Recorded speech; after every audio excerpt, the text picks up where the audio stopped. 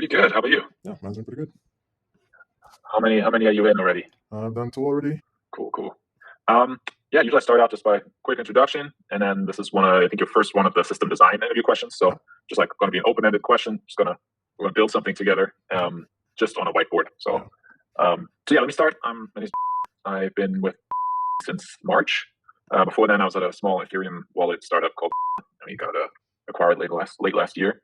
I've been pretty much in fintech for the last 5 years. I was at Ripple before. Before that, I was at Borrow Money, mobile first bank, and then Lending Club. And before that, actually, I started my career on Wall Street, but hated that. So, yeah, that's pretty much it about me. So I'm a backend developer, mostly Java, Kotlin, and Go.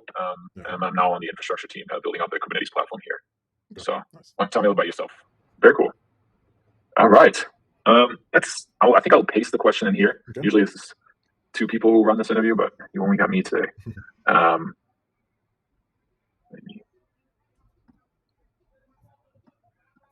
you go. I'm going to use Excalidraw. It's like this whiteboarding software. Let me see. I'm going to invite you to this. And once you're in here, I'll just give it a verbal introduction real quick as well. Just let me know if you'll make it into Excalidraw. Okay. I think I've heard. Okay. Yeah, I have it now. This is not a beer. I'm just watermelon water. A chat add-on too. And yeah, that's pretty much it. Anything more you can dig into with me, and we can kind of build it together. You can use me as a resource to kind of scope the project, and we'll kind of draw high-level architectures into Excalidraw, please. That sounds good. Let me first see if I can copy in the text here. That way I can just look on the same screen to refer back. How do I create? Oh, see. Okay, that works. Or you can do draw a box and then double click in it, and then you can paste it. Oh, draw a box. Double click. Leave it outside. Yeah, it doesn't seem to be wrapping. Yeah, usually you just double tap right in the middle. Okay, let me try that.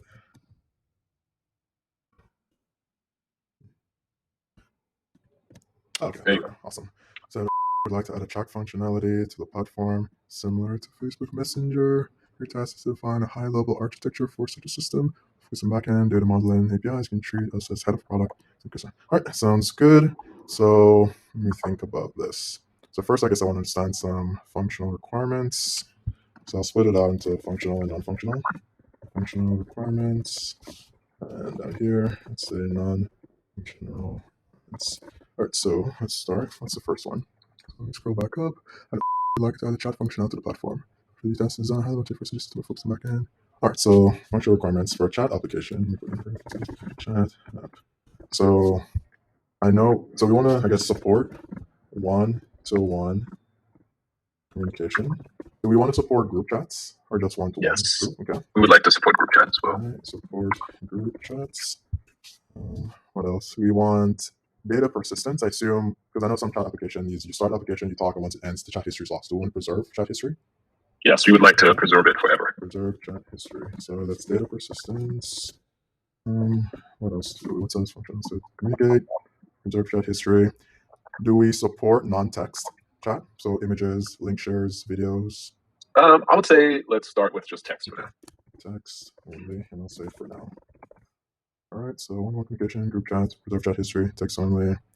So that's the main thing that comes to mind. I'll add anything else that shows up that comes to mind. Now for the non-functional, let me expand this down. All right, so we want users to have, here. So users should have, it should be real-time, should have real-time chat with, I'd say we want minimal latency. It's a good thing to have. With minimum. Well, I think let's define what that is, right? Otherwise, it's a little broad, minimal. Yeah. So for minimal, I guess, how long does an average message take to send? Yeah. So I think my SLA would be like at least within 15 seconds. Okay. Let's say like 10 seconds. Okay. 10 seconds. Right. That gives you enough time. Yeah. Generous. Right, so 10 seconds. So real-time chat, minimal latency, about 10 seconds. What else? It should be highly available. Actually, I think I also. Yeah, that sounds more reasonable. Yeah. Yeah, sounds realistic. And then it probably should be highly available because we want to make sure that every user can always be able to reach another person without any issues. So highly available is desired. It's good to have, I'll say. I guess I didn't ask about devices. I assume a user can read the chats from any device, if it's an iPad, tablet, computer, phone. Yeah, we would like to support mobile and web. Okay, so it should be pretty. Mobile can be any of the mobile devices. Yeah. Okay, so I'd say highly consistent as well then. And then, yeah, because if one person's on mobile, one person's on web, is that less important?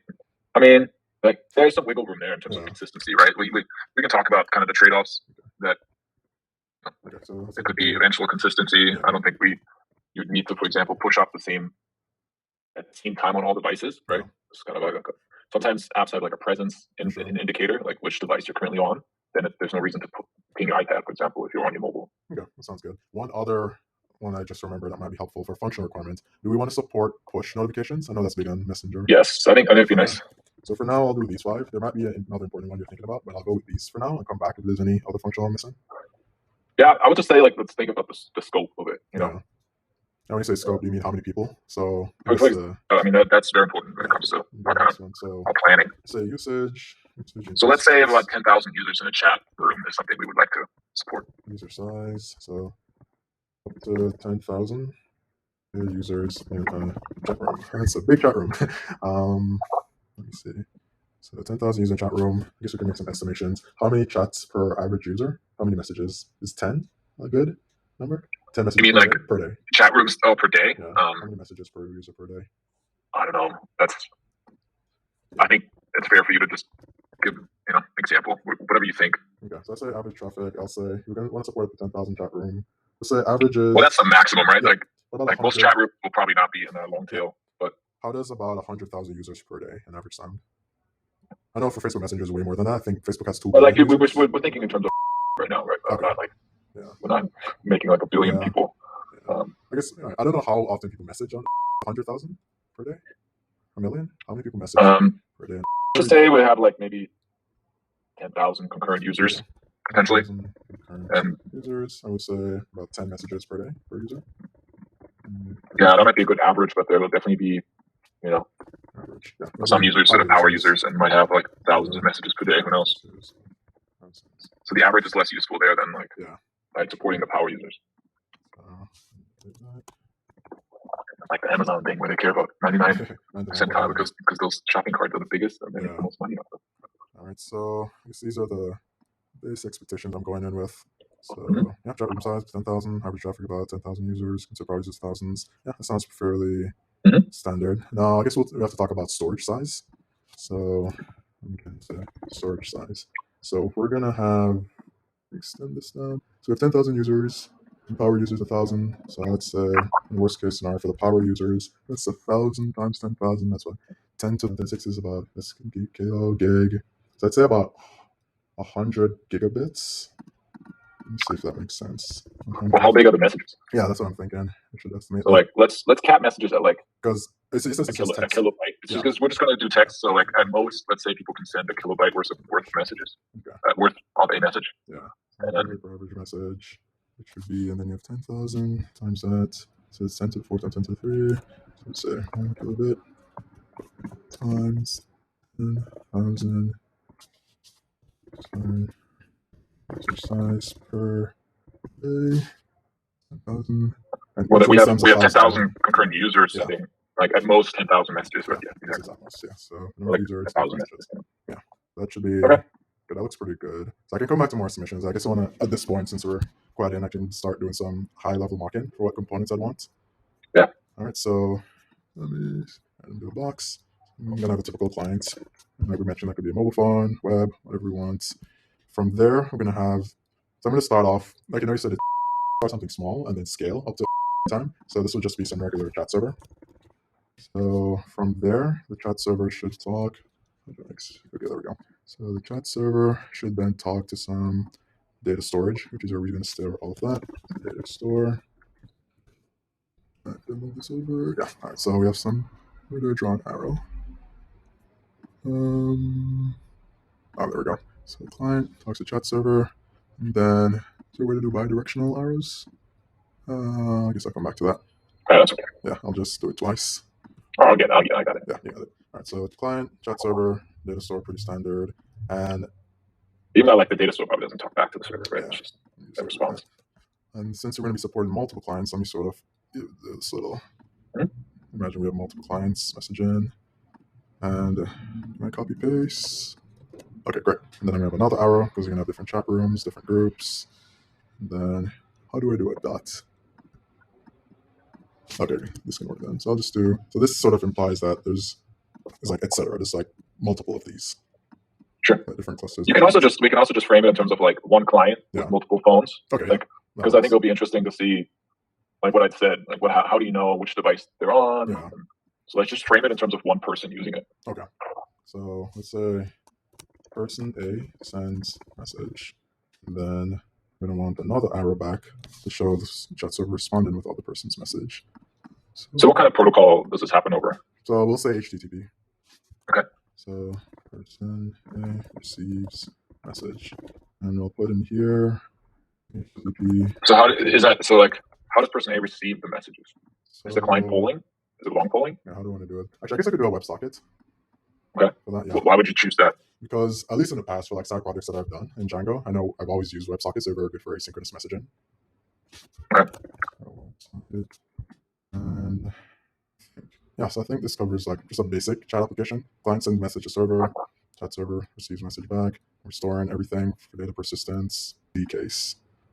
I know I'm gonna want, as it grows, I'm gonna need multiple chat servers. Yeah, that's fine. But you don't have to show that. I believe you that you have like auto scaling. Yeah, and then before that, it'll also have like a load balancer in front, so I can distribute load balancer. And this is just for supporting application as it scales more and more. Yeah. So, yeah, let's assume that's there. You don't have to put the box down. I'm assuming you know that. Yeah, so let's dig into the data store, the layout a little bit. Like, well, so how would you design that? Yeah, what kind of database do I want to use? Either SQL or NoSQL. So we're storing chat messages. They're fairly free flowing. They're sort of like documents. So I imagine NoSQL would be good here because it's not exactly structured data. It's like very free flowing. I know right now we're doing only text, but going forward, if we wanted to support pictures and video, then it's nice to have a flexible data format. So I'd say NoSQL for now. And I know since we mentioned Facebook Messenger, I know Facebook uses Cassandra, and that's a really good data store for this. So let me put that in there for now. What makes Cassandra good for that use case? Yeah, so I remember the specifics about Cassandra because I've not used it myself. I know it's fairly good as a NoSQL database, but compared to how does it differ, for example, from a SQL database? Or all of so I know as a document-based data store, particularly when you think of like the CAP theorem. So I know Cassandra is really good for availability and I think it's partition tolerance. Yeah, that's the A and P in the CAP theorem. And since we talked about above that one of the non-functional requirements we want is high availability, having to support AP is really important. And I know Cassandra does a really good job of having high availability and partition tolerance. So that's a reason why we want to use that for this, because but compared to what? Like compared to Postgres? Does Postgres not have those guarantees? So it does, but Postgres, the challenge here of using a SQL database instead is that it's more regimented with using structured data for a chat application, given that this is more flexible for what our needs are. And particularly as we scale, a NoSQL database I know can handle scale a lot better at times. But yeah, which the read or the write? For the writes, particularly for documents, yeah. Because since the chat application is probably going to have a fairly close read to write ratio compared to a lot of other applications where the read ratio is like 3 orders of magnitude greater than the write ratio. The chat application, we send one message and the reads are however many people are connected, but each person is writing back. So it sounds like maybe a 10-to-1 would be fair for this application for the read write ratio. Yeah, let's talk a little about like what do our data models look like? Yeah. When you're sending a message, what kind of information? For sure. Then how do we model the chat rooms? Yeah. So and the group messages. Yeah, so we'll have chat room, say chat message, say chat user. So let me start with chat room. So each chat room would have some ID, and it will just be some integer. We don't want it to be null, so not null. Similarly, we want a name for the chat room. This varchar 55 now, so people know what room they're in, and then we're going to want the users in each chat room, and that will just be some foreign key to the chat user table. So each room would need some ID, have a name, and it have users. Those are the main things. I'm sure there's something else. For a chat message has an ID, and each message has all the content. And for now, we said it's just text. So name is text, and that can be empty. It's fine. else? And the use sort of some source and destination. So source, or let's say, how would you phrase? Source isn't the best term here. I'll say, let's say like every message has an owner, right? Yeah, owner. That's a good one. So, yeah, owner, and that'll be some, again, foreign key to chat. Could be another person or a whole chat room if it's a one-to-one. But I guess we'll say, for simplicity, we'll say a chat room can have at least one person. So you won't have like a separate one-to-one. It's just a chat room. And whether it's one or multiple, it's all the same thing. So we'll say chat room. And that's basically where it's going to be going to. And then again, foreign key up there. So technically these are like IDs. So chat room ID, owner ID, and users, user IDs. And then for a chat user, again, each user has an ID. Each user has a name. Car, F5. What does a user have? I guess for a simple chat application, an image, but like I said, we're only talking about text, so I guess we don't care about profile pictures really, right? As long as you have a name. Yeah, that's fine. Yeah. So this is like a basic abstraction of a chat user. Just as a name, you don't really care what else they. Well, I guess you want their chat history for that particular. Actually, do we want the history of the chat room, or do we want to have some capability for a user to? Yeah. So I guess I'll keep that in the room then. So I'll say history.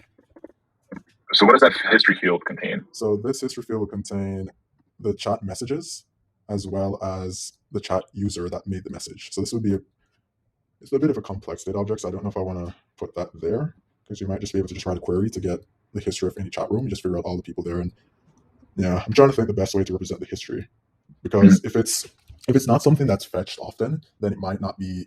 I guess I want to think about if it's something worth caching or something I want to store in the database, because let's say people only fetch the history.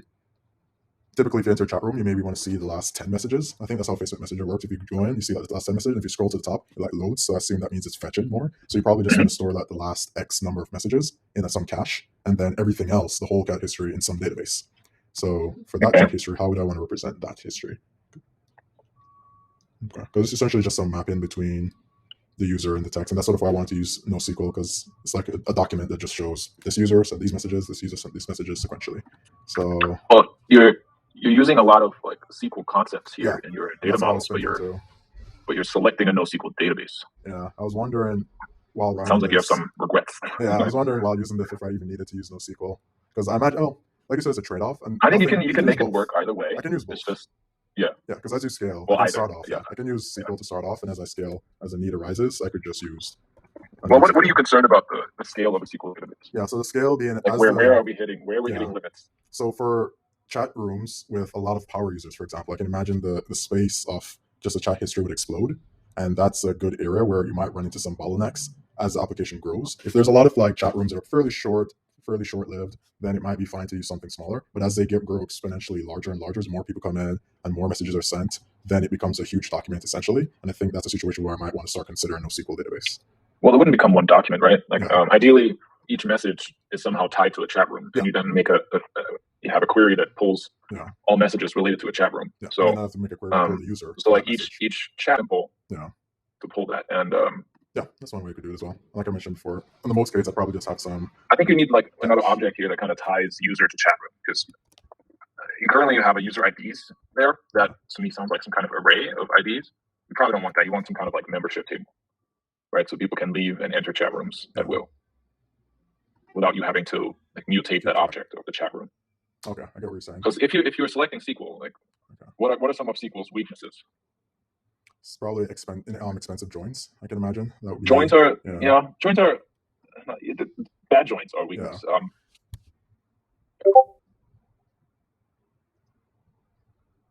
What are some other things where like SQL doesn't shine as much? SQL as in the underlying tech, not the language SQL. Yeah. I know NoSQL typically handles horizontal scaling better. So if you're going to scale up your servers, NoSQL is the case where MySQL or the flavor SQL would suffer. So as you scale and get larger and larger, it would be harder to do that. Okay. Yeah, so that's a case where it would have some negative. Let's talk a little bit about time. Yeah. Because we haven't really touched on that yet. So let's go back to your up here, your client, and let's go through a scenario where a client is sending a message. Yeah. Maybe we can. Have you ever done a sequence diagram? Like maybe here to the right. You can. This is the client, right, and then you have your server here. Okay, that's what you're saying. Yeah. You got your data store. Yeah. Here. So let's say a client makes a request up here. Client posts a message. Okay. Let's say. Oh, sorry. Yeah.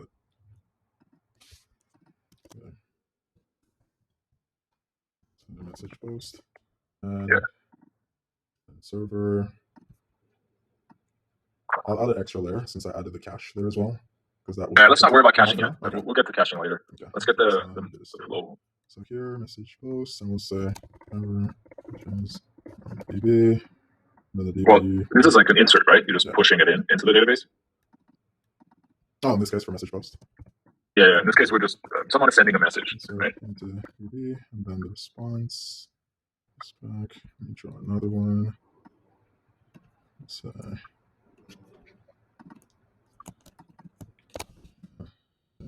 successful.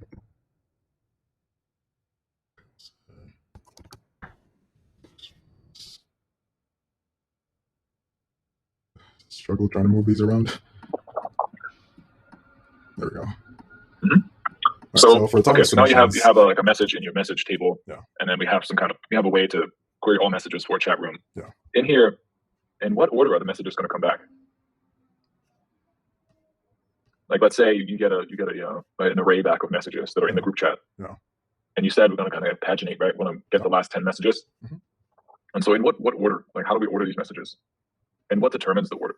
Assuming that 10,000 people in a group chat are potentially posting messages at the same time, who is the arbiter of truth when it comes to time? Let me think. Arbiter of truth in case of time. So I know, I forgot to leave this out as well in the chat. You probably want some timestamp. I left that part in, did them all back. Timestamp. Let's say time formats. Yeah, so that's some datetime formats. And I can imagine this might be a good case where we have some message queue that sort of keeps track of the time in which the messages are coming in to send them back in the response. Let me think. Because I'm thinking about what part of the service or system do I want to handle concurrent messages that seem to come in at the same time, and then how do you address the order to send those back in? So I would want some sort of queuing function to sort of take the messages and figure out the order in which to spit them back out. Okay. Yeah.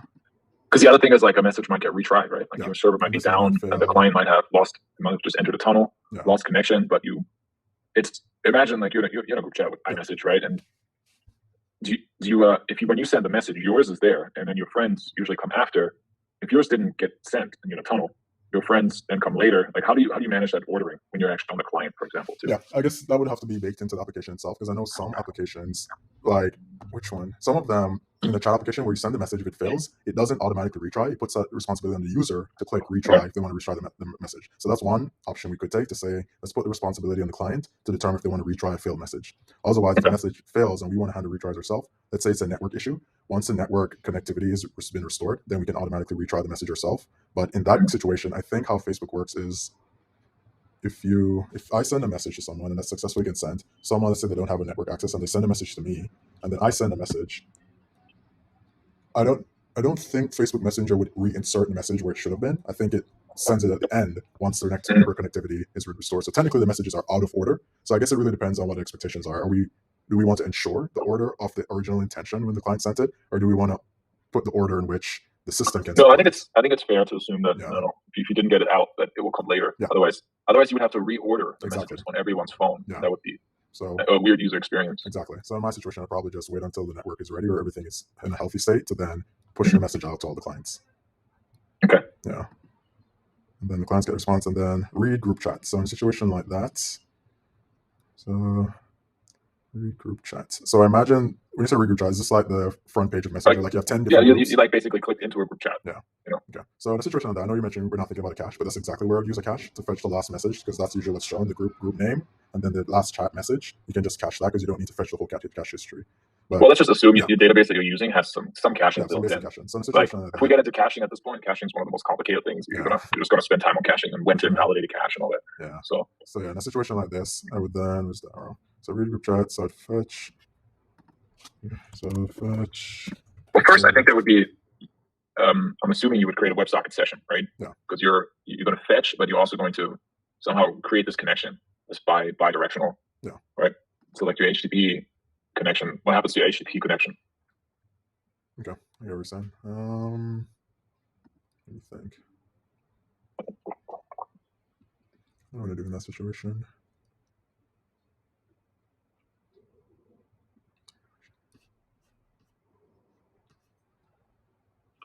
I'll do that. So you're saying the HTTP request comes in and Mhm. establish a WebSocket connection before fetching the information from the database. Yeah, like HTTP, WebSocket just sits on top of HTTP, right? It just gets upgraded to the WebSocket connection. Yeah. And so you get your 10 messages, but you also have a persistent channel now because you're now getting streamed any real-time messages that are coming in from this group chat as well, right? Yeah. Okay. So what's the question exactly? So yeah, I was just you fetching him, but you're also returning, basically, in a way. This is also returning a WebSocket connection. Okay, that's what we're saying. So make sure the connection is successfully established before you go ahead and fetch information. Well, you can fetch it, but you can return that to the client. But at the same time, you also have to upgrade the connection to a WebSocket connection. So now you have a bidirectional channel, and now so you somehow need to stream from the database into the WebSocket connection, right? Yeah. So how do you do that? Because people are still doing message post up here. Yeah. What is the service for streaming? What's a good service streaming? I'm thinking, is it Kafka? It's good for message streaming. Let me think. How would I want to stream messages from the database?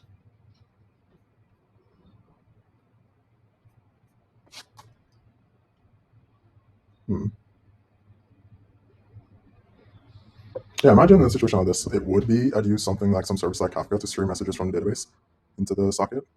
Okay. Yeah. So where in this diagram up here would you insert something like Kafka? Yeah, probably in between this layer, between the chat server and the data store. So I'd say some message streaming service. Move this over. And then that would essentially fetch from the database and then pass back to the other. And then if it was my arrow, yeah, fetch from here and then pass to here. So how does Kafka fetch data from SQL? The specifics of that I have not done before, so no, I'm not going to be able to answer that specifically. Basically, Kafka is just like a pipe, right? Yeah. So like one end you're consuming it, and something else has to put it into Kafka. So what? Yeah, something would have to. Yeah, because I know I'm going to need message brokers. I know I can use PubSub be good here. Let me think.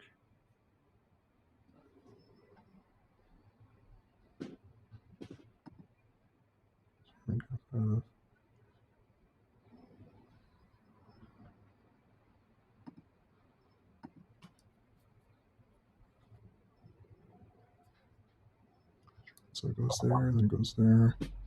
Opens some pipe, fetches that, and passes it back. And does that. That's what I do next.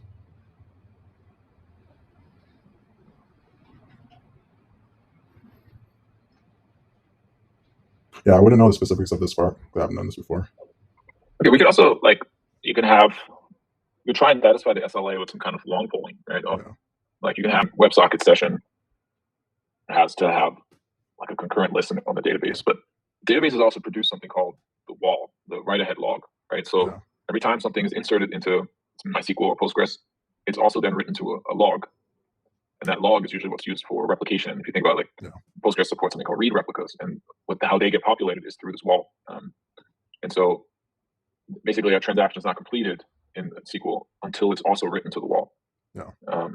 And so you could have some component that just consumes the wall, which is a stream, and look for any kind of inserts on something you're currently interested in, and then you pipe that into Kafka. Right? Yeah, that makes sense. You could pipe everything into Kafka and have just certain consumers. If there's a live connection, currently live WebSocket connections, which have to be managed too. You don't have to have some kind of place where you manage your WebSocket connections that are currently live. Yeah. And WebSockets have something like heartbeats too, right? Like figure out if someone is actually still listening on this WebSocket, and if not, WebSockets are kind of expensive to keep open too. Yeah. So if I put my phone down, or I turn it off, you don't want to. You want to kill that socket basically, free up something on your WebSocket, because as you scale this up, every server only has so many WebSockets connections it can hold. Yeah. But yeah, WebSocket connection management is actually quite involved. But it's a good technology to use here because we need real time. Right? We need to think about the persistence of WebSockets. Yeah. And the cleanup. Yeah, that too. So what about, let's say we're interested in something like marking a message as read.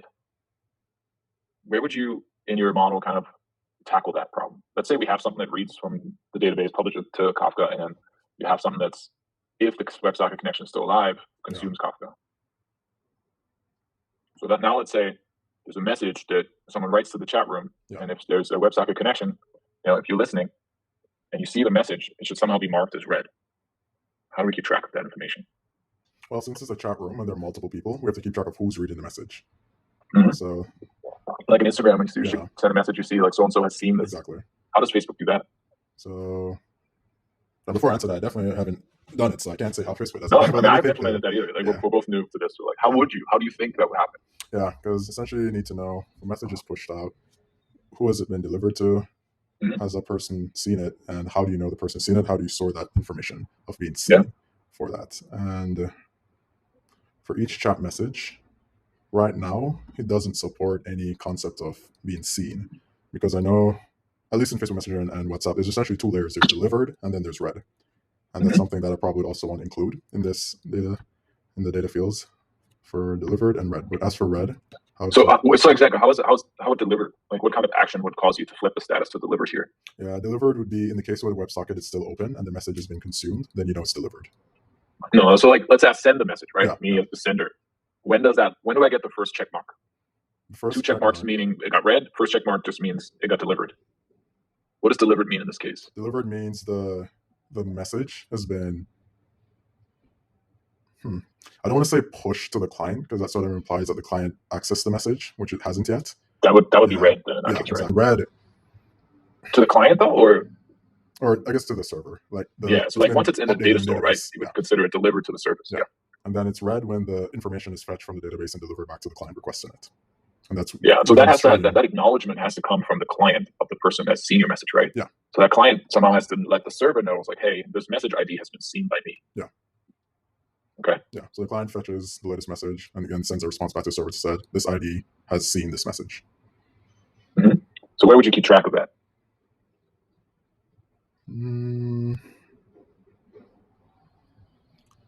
I don't necessarily want to put it into chat message, that's for sure, because I'd have to keep track of the IDs, who saw it. I don't know if we want to keep track of the time when it was seen, because I don't know if it's Facebook. Yeah, I think Facebook does, where if you click on the message, it tells you when it was last seen by someone. So it's not just that it was seen, it's also the timestamp when it was seen. So this is quite a bit of detail, so I probably don't want to store that here. So I imagine I could have another, like a metadata database that can fetch a chat message and it can give you information about when it was seen, who it was seen by.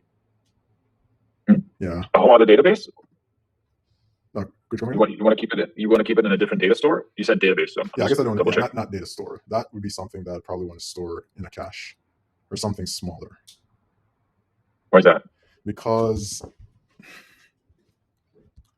at least for the time, for what I remember about, I'm trying to remember for Facebook how far back they actually keep track of the time. I know for past a certain point, they just say if it's read or not. I don't know if they still tell you when it was read. Because I think for I think that's reasonable. I think it's reasonable to say that. Yeah, because during the day, information could expire at some point. During the current day, they'll tell you the time for the messages, but I think every day prior, it just tells you the date and not the time during the day when it was seen. So there would be some expiration on when you want to keep track of the time for when a message is seen. Okay. Yeah. So if I did put in the chat message, I'd have to know the IDs of who saw it and the time when they saw it. So I wouldn't want to put that there. So if I source in some metadata somewhere else, how would I want to handle that?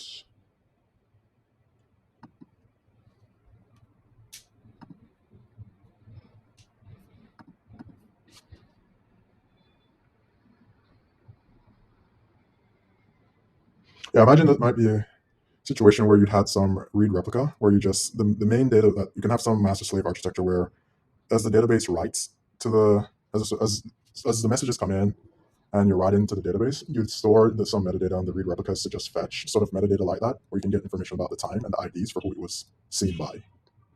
So you're writing that information only to the read replica? No, to both. I'm trying to follow. Yeah, to both the master slave main as well as the read replicas, but you fetch the information from the read replicas to say when something was read and by who. So you would put it in the same database. The same database. Yeah. And just inside read replicas. So where would you put it? Like another table or the same table? Yeah, I imagine I could have some foreign key to some separate table that keeps track about metadata for each message, separate from the main table. Yeah. It could be like a relationship table, right, between user and message, and could be called like read message or read message, right? And then you could have user ID, message, and then a status and a timestamp. And so it could be like actually the delivered. It doesn't even have to have a status. It could just.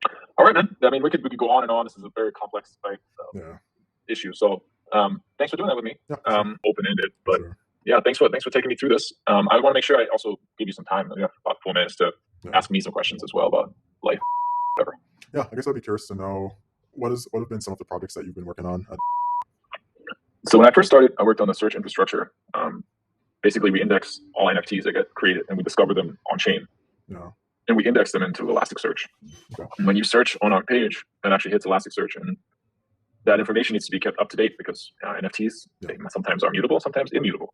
So they change. So we have indexing SLAs that I was working on to make sure that when there's an update on chain, Ethereum, Polygon, all elements, that is reflected in our search infrastructure. So you immediately that's reflected there. So that's one of my first projects. And then I worked on the infrastructure team for a while to kind of help them move to Kubernetes. We moved away from Heroku, and kind of that's still where I'm working on a lot of cost optimization right now around Kubernetes and security, kind of some security projects related to our new infrastructure. Yeah, I know I was asking for as well because I know last year particularly there's probably a huge explosion of growth for. So on the sort of touching on the system design that we just went through, how was it on the back end, sort of adjusting to the increase, the crazy? Yeah, I mean, our back end is in Python, so it's not the most scalable. We kind of have to just spin up more pods. So yeah, I mean, the back end was kind of creaking under the pressure, and you probably saw that on Twitter a lot. People were criticizing not being up. That was basically just our database. Number one, I mean, it does not scale great, and it's sometimes not perfect. The main database is Postgres, so we're the size of it is starting to hit the limits. Really testing the limits of Postgres. So I guess I'd be curious to know, because I think for a lot of high growth startups, that's probably the typical story, in the sense that you don't want to do early optimizations, especially until you hit product market fit, and then you experience growth that confirms the work you want to do. So do you think that in the best case scenarios for high growth startup, that is an ideal situation where you? Yeah, I mean, there's nothing really unique. This is at some point it's a good problem to have. You have a scalability problem like this. So, and you get to hire a bunch of people. That's also a good sign because you raised enough money to do that. So. Yeah, it's normal growing pains, and we're dealing with them. We're moving some things to data stores that that are more suited for those use cases, and it's kind of the normal evolution of a product like this. Yeah. All right, nice. Yeah, that mostly covers what I wanted to ask.